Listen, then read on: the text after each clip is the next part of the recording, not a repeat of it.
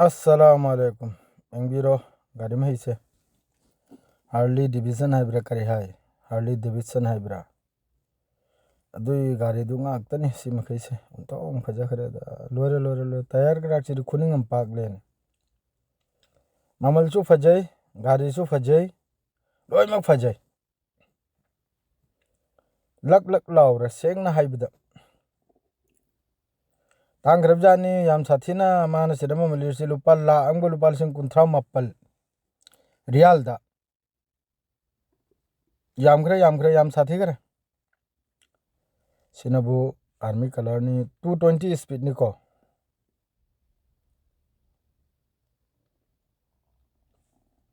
पाई नि हे नोंमै गुली गुमना मचू तारे नै शोरूम द पोनम का याखोगी इचार दुगी मागे सु लै सिगुम बै गाड़ी अदु मागे पोनम खक स्क्रू पम खक मथौ ताय लौब चलु बदरम नमलक वीडियो नि सिदी फजरे हे सिदी मचू फजन तार आई तैयार कराक सिरु मचू फजना हाइबदु याय अंगांग बै मचू नि कइनो सिरि इरिसि ज्ञानम तादरे इसु सोमदसु लैने हे गाड़ी तनी हे यंगुने हे इसो चौब जातुनि सिसु सेट कराय खुनिंग मखाई पाइने शोरूम दनी आइना अदुम वीडियो मचा सम नमजलक गाड़ी में हैसिगी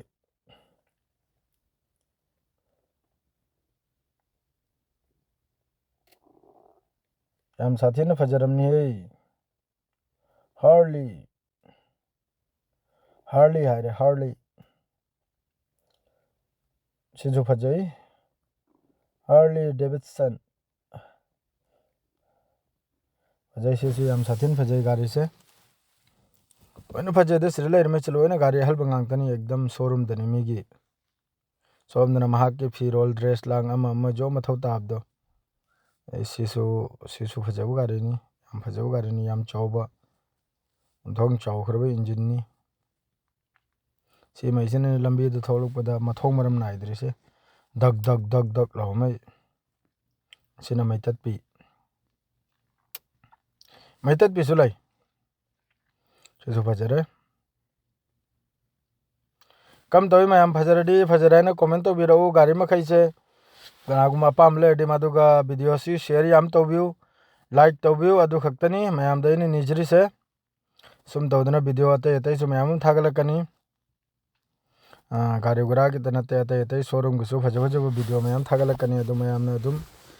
नुंसीबिदना यंगबिउ अदुगा शेयर तौबिरमु अदुगा सब्सक्राइब तौबिरमु चैनल अनौब मी याव तारगदी अदु खक्तनी नाहाजिरिसे मदु याखोय हजि लोइदना हजि सिदै